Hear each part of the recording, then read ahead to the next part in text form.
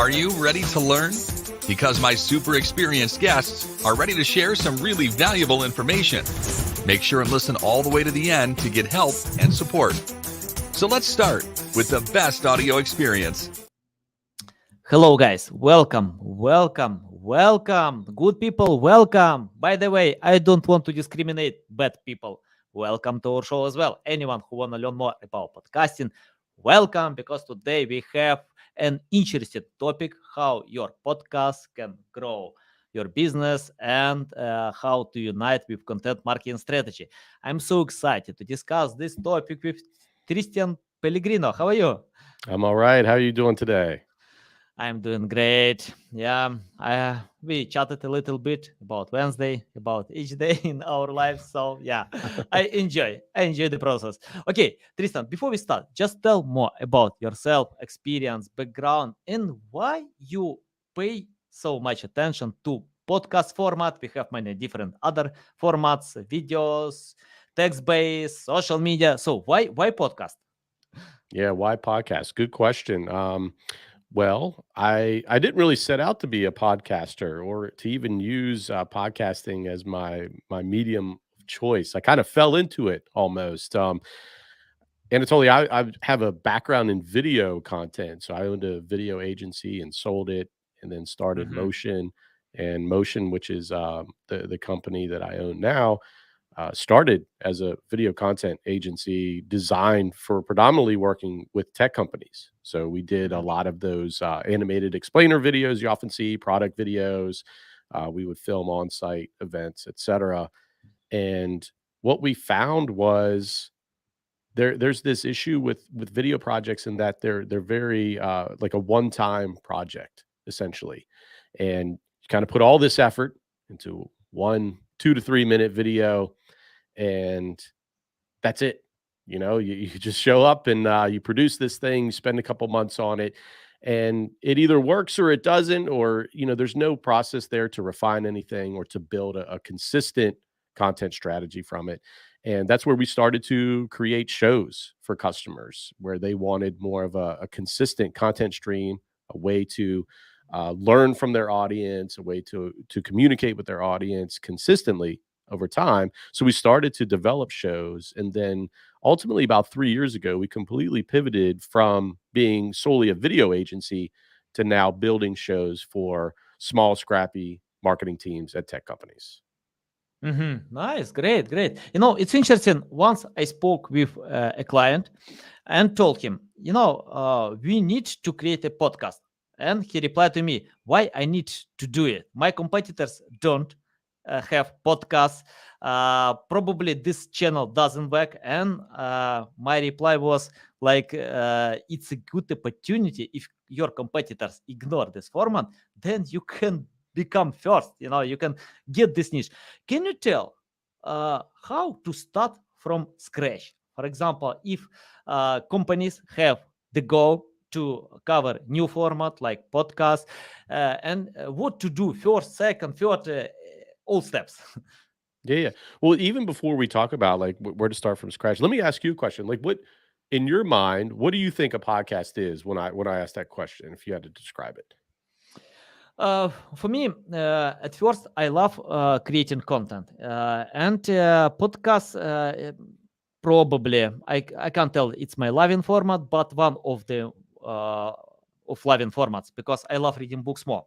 But I love this format because I can walk with my dogs, I can drive, I can train, many things to do, and keep learning, because I can't do something else at that time. But if I listen to valuable episodes, I can learn. So that's why I create this format. That's why I have it. For me, it's important to love what you do. For example, if you create content for the sake of getting sales, traffic, it doesn't work because you can burn out fast. But if you love the process, if you enjoy the process, then you can go ahead.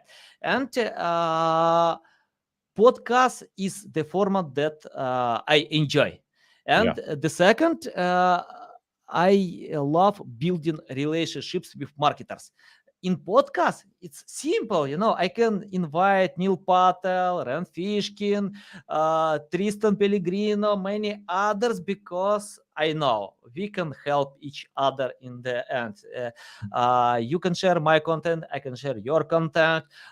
We can, it's like today it's hard to go ahead without building relationships. That's why I love this format, and it helps to grow business as well. My audience loves this format. They love to listen valuable episodes, and yeah, my 3 points why I do it. Yeah, so I love it. So, and that's an interesting answer because, and I think you have a good mindset, right? Because basically, the podcast that you're describing is more than an audio channel. And so, when you're asking me about like where do you start with a podcast, I think the first thing is to really understand what a podcast can be today. It's more than this audio file that you put out on Buzzsprout or Anchor or whatever podcasting hosting platform that you select. A podcast is really about relationships, like you just talked about. I mean, that's one of the top 3 things that you selected there. And it really unlocks a lot of other content. So if you take a podcast traditionally, it's been this MP3 file, but if you take a step back, you build out a video podcast that can really serve as a foundation for all these other different types of content that you can create. Gives you an opportunity to build something consistently and experiment with different formats over time. So I think the first thing to do when you do start out exploring whether a podcast is right for you, it's really just changing that mindset that a podcast can be more than an audio channel. And once you know that, Anatoly, I think that the first 2 things that you really need to lock down before you start out on this adventure of creating a podcast for your company is you need to very clearly understand who your audience is that you want to connect with, and then how you're going to help them. And I think Mhm. those 2 big questions need to be answered, because that is where you'll start to get into all the other details downstream. So that, in my opinion, is where you start.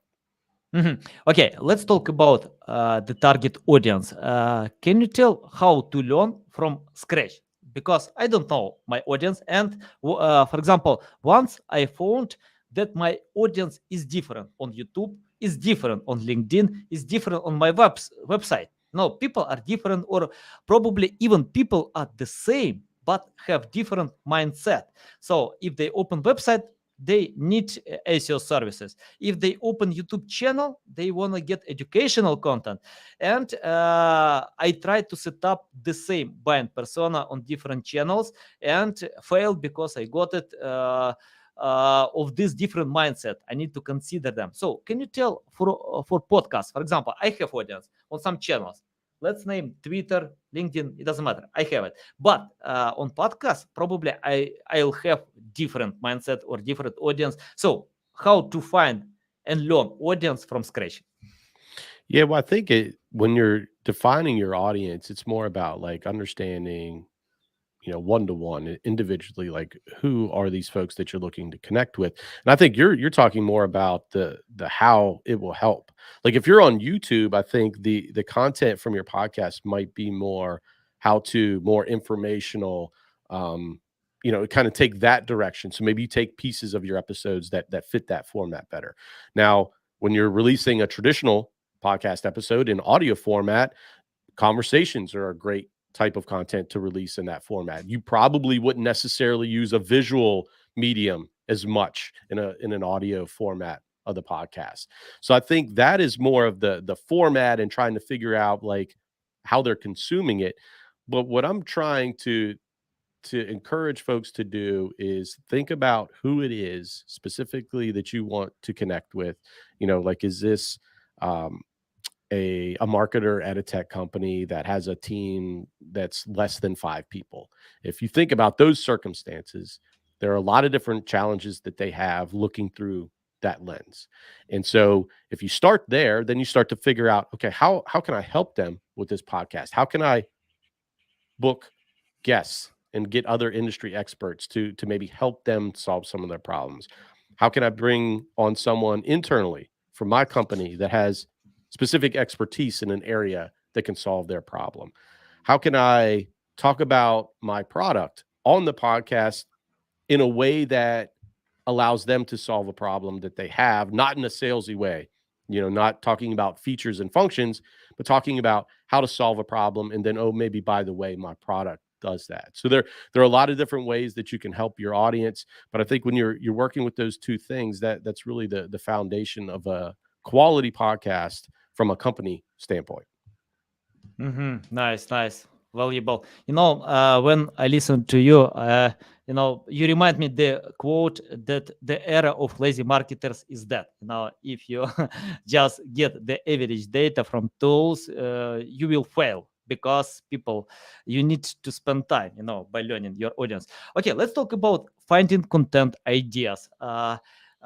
It's another struggle that I see when people don't know what to share, or they probably have like a few topics. That's it, But for podcasts, it's important to be consistent, to bring value as much as possible, to help others, to educate, or probably entertain. So, any insights how to find great ideas that will help the target audience? Yeah. So finding inspiration for episode topics is a question that we get a lot, because initially that customers want to do a podcast, they want to help their audience, but they're like, okay, how do I actually generate ideas for each episode? How do I structure those? And I think the easy answer is the inspiration for podcast episodes could come from all different angles.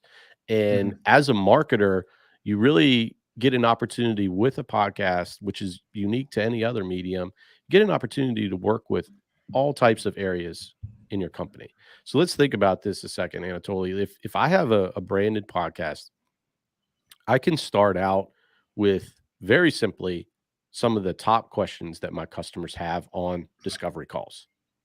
Like let's start very, very specific right there. And if you think about that, you're kind of helping the sales enablement side of your company. So let's take those top questions that customers always have when we get on the phone, and let's answer those in some creative ways in a podcast format. Maybe I bring on someone internally that is a sales rep. Maybe I try to understand how they're answering this question. Maybe I bring an industry expert on and try to understand how they overcome this challenge. So there's a lot of different ways that you can tackle that. And I think when you do create a podcast for your company, one of the best ways to start is really these small stories, these like very specific questions that you can answer, because you can really use those on the sales enablement side right away. And that's really the best place to start, is just answering questions for your customers. And then from there, you can expand on these ideas. And once you get some of that momentum going, consistency, like you're talking about, you start to generate new ideas. You might hear a different take or a different experience with something once you interact with your audience, and then you can explore that in a lot of different ways. So I think it's always about trying to get some of that early momentum, trying to figure out where do we start the show, where do some of these initial ideas come from? And then once you get this flywheel going, that's where you start to pull in a lot of other ideas, and kind of things spark from all different angles. Nice. Yeah, valuable. Love it. Okay, Tristan, let's talk about bounce rate. It's interesting that according to many studies, it doesn't matter what kind of format you have, people bounce fast. On YouTube channels, 80% of people bounce for 20 seconds. On website content, we have the same metrics like 50, 90%. And in podcasts as well, yeah, it's the same, because people are willing to get valuable insights or interesting content fast, so they're not interested to get some fluff, big, I don't know, big intro without value. Can you tell how to retain audience longer, how to retain listeners to listen the entire episode? I think the biggest way to keep someone interested in your show or your particular episode is to deliver on the promise. So let's say you have a podcast episode title, or you have something in the intro. You are really the entire episode are trying to fulfill on that first thing that you set out to do.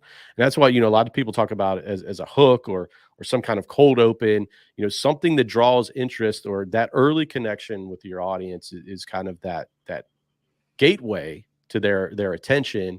But then the entire time, the entire episode, you're just always connecting back to that beginning piece. You might, it might be entertaining your audience. There might be something that was funny or unique up front that got their attention, and then you're trying to fill in the gaps from there. Or there might be something specifically that there was a question that they had, and then what you're doing is really answering that question in the best way that you know how for the rest of the episode. So I think it's really just fulfilling on that promise that you set out to do with every single podcast episode. Once I made keyword research on podcasts, and I found most keywords are related to Joe Rogan. He's popular, famous, and if you type podcast on Ahrefs, Google Keyword Planner, or at any tool, you can see many keywords with Joe Rogan. And I found people often copy him or any other influencers, but it's hard to be the second Joe Rogan, or the second Gary Vee, or the second. It doesn't matter, what kind of influencer you like. It's better to be yourself. For example, I can't copy these guys, but I can be myself. I tried many different formats. For example, I prepared a list of questions, and I found it doesn't work for my audience, because they like live conversation that we have right now. When I create questions after getting your replies, so I can ask new questions without preparation. So can you tell how to be yourself? Because, for example, if I can copy some comedian stuff, because they spend time to improve their humor. It's like any other skills. And once I read the book from Damon John. He one of producers in Shark Tank, and he shares on his book about a girl. This girl was an introvert. She didn't have any friends. And once she decided to post content on Tumblr about herself, 1 million people started to follow her. 1 million people are the same, So she didn't copy others. She just showed the way how she can be herself. Can you tell how it's important to differentiate yourself from others? How it's important to not to copy others, but be yourself? Yeah, when it comes to differentiation, perhaps as a podcast host, or creating differentiation with your show in general, I think the first thing is to understand that you as a person or a podcast host, you are unique just as yourself. So in a lot of advice that you see out there is to really try to improve your weaknesses. But when it comes to maybe creating content, maybe flip it the other way. Why don't you focus on the strengths that you have as a content creator, or as a person, as a marketer? And why don't you double down on what you're really strong at? And that's probably the direction that I would recommend. You can always improve some of your weaknesses, but when you're starting out and you're trying to get that momentum and you're trying to find your voice, why don't you double down on what you're really good at? I mean, take an example for me. I'm not the type of person that loves standing in front of 1,000 people in an auditorium, right? I just have no desire to be a keynote speaker or anything. And I very much love the one-on-one conversation. And that's really why I love an interview-based style podcast. I love the art of conversation. I love the art of creating interview questions to maybe get different answers, or encourage the guests that come on the show to think in a different way. That's what I enjoy the most. And that's really the direction that I've gone in. Now, as I've been a podcaster for a number of years, and I mean, I've probably hosted 400 or 500 episodes, I try different things. I try to maybe find a new little technique, or, I'm constantly working as a podcaster, but initially I really tried to focus on what I was strong at, which is, just that art of that one-to-one conversation, and really establishing that relationship with someone on the other end versus like this mass keynote speech or something along those lines. Yeah, love it, love it. Yeah, yeah. It's better to consider your strong side than you remind me Bill Gates, and he told, for example, if he has product A and product B, after investing X amount of money to product A and X amount to product B, if product B will sell 2 times more, then the next time he will invest everything, I mean like 2x marketing budget to product B, because he can sell a lot more. So it's like, if you have your strong side, you need to consider your strong side and go ahead with that. I have the question about call to action. Today, podcast, it's a big industry. I don't remember exactly the number, but a few $billion are in marketing on podcasts. Companies are willing to pay for to become sponsorship, to market their products.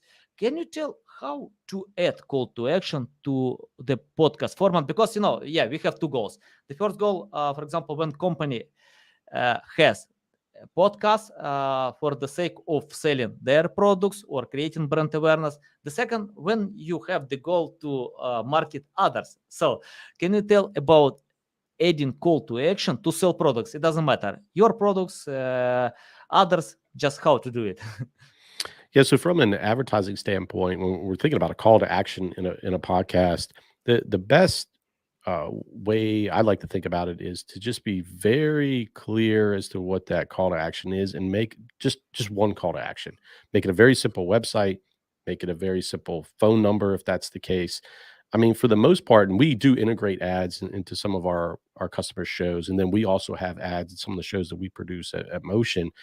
And what we do with each of those is to just have a very simple URL, a very clear next step for your audience that you want them to take. Because if you're encouraging people to follow you, on Spotify, then Apple, then you want people to go to your YouTube channel, then you want people to check you out on LinkedIn. Oh, by the way, hit me up on Twitter. It's like they don't need, people are consuming a podcast, like you said at the top of this. You're running, you're walking your dog, you're in the car. I mean, how are you going to write all this stuff down? And are you really going to go to the show notes to see all those different call to actions? No. So try to make it simple, make it very direct, and clearly state what they're going to get out of that call to action. And that typically is the best way that we try to take that from a CTA standpoint with podcasts. Nice, nice. Can you tell how to grow podcasts? How to get new listeners, a loyal audience? Any tips how to grow? For example, if someone has podcast from scratch, or with the goal to grow, any insights about that? Yeah, I mean, I actually, and Anatoly, I have a blog post that I'll send you after this, but I just wrote one that has. You can send me on private chat. You can send private chat. I'll share. Yeah. Let me see here. Yeah, it's like 13 ways to market your podcast, because I think nice. The one thing that folks struggle with is they're trying to really focus on the downloads, right? So it's like, how can I get more downloads? But if you take a step back, and let me find the chat here. If you take a step back and you're thinking, all right, how can I grow this entire show beyond just downloads? And let's think about how we can use this content. And then once you're going back to, how am I going to help this audience? So let me just go through a couple things here of different ways that you can grow a show. And this is, I'm talking about this from the lens of a branded podcast. So your company's podcast, right? So the first thing that you can do is focus on the collaborations that, the folks that you bring on as guests. That is one way right there that you can grow your show, is just by capitalizing on other audiences. So Anatoly, right now I'm on your show, and I would love to take the content that we're creating here and use it in a lot of different ways. That is going to help you get visibility into a new audience, I'm assuming. So that's just one piece of it there. It's trying to create those co-marketing opportunities that you have just through the natural conversations that you're creating through a podcast. So that's one thing. Another is using podcasts within your email marketing strategy. So a lot of folks, they have a list that they have of customers, they have a list of prospects, and maybe they're using this in outreach, right, to a colder audience. You can use your show as a way to spark a conversation. So like here's a segment in this podcast episode that I think would be relevant to you, or I think this would help you with something that we talked about a couple months ago during our discovery call. So it's trying to figure out how to use different pieces of your episodes within marketing, email marketing that you're already doing. Another thing is using or thinking about some of the other events that you have going on with your company, right? So are you going to a trade show? Are you going to an industry event? Or are you speaking? All of these situations are opportunities for you to either find new guests for your podcast or even record on site. So a lot of our customers are doing live recordings on site at trade shows or events. They're building relationships there. They're creating content while they're on site, and then they're taking it back and finding a way to use that material in other ways. So that's something that the folks, they tend to just think a podcast is just this one type of content that I'm creating, but then they fail to recognize that it could be folded into a lot of the other things that you're already doing on the event side and in real life. Some other things here, naturally SEO is a big piece. I mean, we talked about that a little bit. Podcast SEO, I like to equate to maybe how Google was like 10, 12 years ago. I mean, if you have very clear titles and you optimize your descriptions, you're very clear with your show name and the summary that is attached to your show name, all those things can really contribute to helping find your podcast episodes on sites like Listen Notes or in the podcast apps. So that's one thing, just low hanging fruit is to answer those questions and maybe use a keyword strategy in some places. Another piece is just paid promotion. I mean, let's face it, if you want to grow a show and you're confident that you're helping your audience, then put a paid strategy behind it, whether that's driving people to a website landing page that you have for your show that houses all the episodes, or if you're just trying to take snippets of the conversations that you have on your podcast and get those in front of an audience to try to build some awareness there and to introduce your company as a way to help them overcome their challenges. Those are all different things that you can do on the marketing side to grow your show. Nice. Yeah, great tips. And let's touch more about paid marketing. For example, I love this channel. And for me, paid marketing sells a lot more and better than organic reach. And I grew my Ukrainian YouTube channel with paid marketing. We grew, like, when we got 10,000 subscribers, we stopped, and after that we got a lot more subscribers with organic reach by creating valuable content. And can you tell about using paid marketing for podcasts? Do we need to use Google ads, Facebook ads, or we can use inside platforms like on Apple, Spotify, or Google Podcasts? Any tips how to use the right way paid marketing? Yeah, there's a couple routes you can go. So on the paid side, you can create ads, and this is something that we do for our customers. If you're targeting like downloads or listens specifically through the podcast, you can do sponsored content where you can create ads that are actually pulling up different podcast episodes within some of the sites that you would recognize, right? Like major publishers, that these ads are embedded within the content. It's sponsored content, that typical type of ad that you see, but they're formatted in a way for consumption right on the site versus going out to a podcast app. So that's one form of advertising there. The other is getting very specific with the audience that you're looking to connect with. One channel that's very common for a lot of our customers is LinkedIn, because you can get very targeted with the audience on the other side. You can target by, company size, job title, the exact company actually that you want to target. All these different parameters help you take some of the very specific messages or content that you have in your podcast episodes and then tailor that to that audience in LinkedIn. And then what you can do as another layer is you can figure out, so who's consuming this, who interacted with it, and then perhaps they clicked out or they viewed a video, and then you can retarget from there, maybe with another video that's a little deeper or a little longer, or it takes a different take on that specific topic that was discussed in that ad. So it's just trying to build layers from a paid standpoint, try to see what works, and then add some things on top of that. Nice, nice. Love it, love it. Awesome. Okay, I have the question about common mistakes. Can you list common mistakes that podcasters still do, and how to find a much better way? Yeah, the biggest mistake that I see in a lot of companies come to us after they've been spinning wheels for a while. They focus on a lot of the things that I don't feel are important to your show. I've seen customers come to us after 4 months of trying to finalize their cover art. And I'm like, okay, so the cover art's not done, but let's take a step back. So who is the show for and how does it help? And they can't answer those two questions.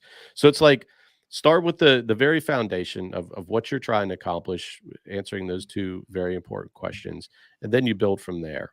And I think the other mistake is, in addition to just taking so much time on things that don't really matter, is folks are they're spinning their wheels a lot on these early episodes and trying to create these complex episode structures and formats. And to your point, they want to be so different that episode 1 takes 3 to 4 months to produce. And it's like, I don't even know if it's going to work yet. And so let's strike a balance, which I think is hard because you want it to be good enough to release to your customers. You want it to help, and you don't want to release garbage content out there by any stretch. But then you also don't want to spend 3 to 4 months on something to release episode 1, to have your cover art defined, and then once you release it, gets 3 downloads, and then the CEO's breathing down your neck saying, hey, we got to shut this thing off. You guys have been working on it for 6 months. It doesn't make any sense. So I think it's just about striking that balance, which is a little different for every company. You have to try to figure out exactly what that comfort level is and what they're comfortable distributing and getting in front of the audience. But once you get there, that's where you build that momentum, and you just have to constantly improve from there. Nice. Yeah, you remind me a study when, if I remember exactly, it's like on the store. We often see desk when promoters can give for free some food, and they put two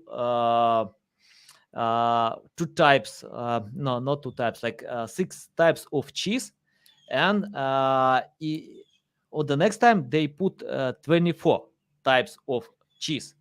And when customers have a lot of choices, 6 times more with cheese, they buy less in the end because they don't know what to buy. It's hard for them to choose. So simplicity is key on content. It doesn't matter what kind of content you create.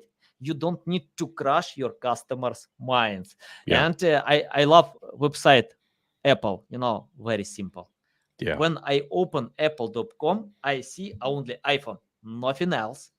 I don't see MacBooks, AirPods. I can find them if I go to in the website structure, but on the first visible screen, only iPhone, because Apple knows that that iPhone is responsible for plus 40% of all sales.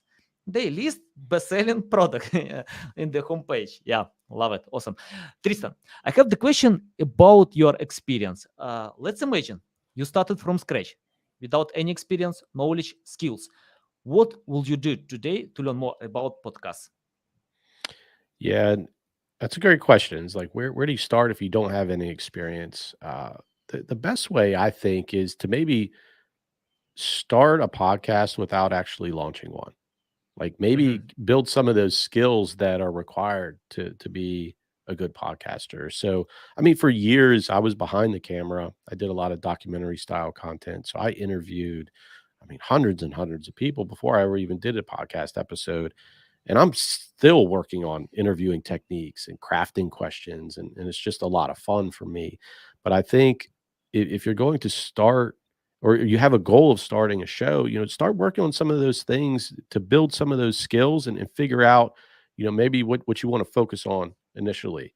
So maybe do an internal interview series at your company, interview your CEO and without the pressure of distributing that podcast episode. Just do it strictly an internal interview and just say you're going to use that information either for social posts or perhaps to create a blog post. But practice. Think about how you're going to Yeah. structure that conversation. Think about what you're trying to get out of the conversation. And all of those skills can be a foundation for starting a show later on. Yeah, love it. I couldn't agree more with that, because for me, practice is more important than overlearning.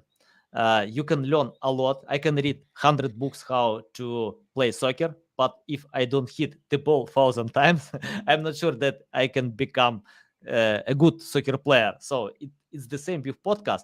You can't learn how to do it. You need to do it, just do it. And then Yeah. you can learn from mistakes. You can make mistakes. That's okay. It's part of the process. And I made a lot of mistakes. It doesn't matter what kind of content I What create. has been what was your like biggest mistake that you think when you started out podcasting? Uh, I think I try to pay so much attention to create high quality podcast without experience. And once I got a good tip, if you wanna become a great YouTuber, we can relate to podcast as well. You need to film 100 bad videos. So if you film 100 Yeah. bad videos, you can get confidence, you can get experience. Then you can pay attention to create high quality content. But it's hard to do it from scratch if you have no experience. And yeah, one study shares that most podcasters don't record the second episode. I think most podcasters don't record even first episode. Yeah. So yeah, but if you have experience, practice, then you can pay more attention to create high quality content. Without experience, just do it. Just create for the sake of having it, because of getting experience. That's normal. You can't compete with Joe Rogan, in the first episode. Even after 100 episodes, 1,000 episodes, it's hard because of his Right. experience. But you can be yourself and go ahead. Yeah. Yeah. Tristan, I have the final question about the future. Can you predict the future? What kind of future will be in podcast industry? Because many things are coming, metaverse, I don't know, AI, augmented reality. What do you think? Is it a good idea to start podcast today? Probably future will change everything. Yeah. I mean, I think the future of podcasting is such an interesting thing. And in many ways, I don't think podcasting is going to change that much, surprisingly. I mean, if we think about what a podcast was 15 years ago, which one of the first podcasts I created was about that long ago. Um, the fundamental foundation of a podcast episode is a conversation in a lot of cases. So in many ways, that's not going to change. What I am excited about, I mean, you mentioned AI. There's obviously a lot of conversations around AI and how that will take shape. I think it will definitely have an impact on the podcasting industry, whether that's how you summarize conversations, how you select different quotes, how you're able to combine information from different episodes. I think all that will be very interesting to see how that shakes out. Another thing too that I think AI will help with is once you get a lot of episodes and you get like this content library, it's trying to figure out, all right, if I'm writing a blog post, Anatoly, if I want to do a blog post on let's say podcast marketing, and I know I've had 8 episodes around podcast Yeah. marketing, and I'm looking for some really good quotes. I'm looking to piece together this story. It's really incredibly difficult to go and find that information unless you're searching through transcripts or whatever. But you don't have that contextual information. You don't really have, unless someone specifically said a keyword in a transcript, it's very difficult to find that. So I think AI will help us discover information within our own content, which I think is a big piece of repurposing and distributing content and creating mashups of content you've already recorded. That's what I'm really looking forward to there. Yeah, nice. Yeah, I think that was simple to ignore AI yesterday, hard today, impossible tomorrow. We need Yes, I agree. to use this format because I see social media posts about AI, and many people think that this format can replace humans. I think lazy people, it's possible to replace, but someone who adapt to this technology, someone who uses, yeah, I think for me, I think many writers will be controllers and managers of AI in the future. It's my prediction, because it's like farmers when they got a tractor, so they didn't lose their jobs. They just adapted how to use tractor to produce more food. So AI is a tractor today. You need to use this tractor to produce more results in your content format on marketing channel. Tristan, it's a big pleasure to get in my show, to learn from you. Tell our audience the best way how to learn more about you, how to follow you, how to reach out to you. Yeah, and I'll keep it simple. Like I said earlier on, the best place to find out more about podcasting for your company, just visit us online at motionagency.io. Okay, guys, you can find the link in the description below. Also, you can find the link 13 ways you can grow your company's podcast. So read this article. It's amazing article. So you can get insights how to do it. Thanks again for your time. A big pleasure. Love all your valuable insights. Thanks, guys, a lot for listening and watching us.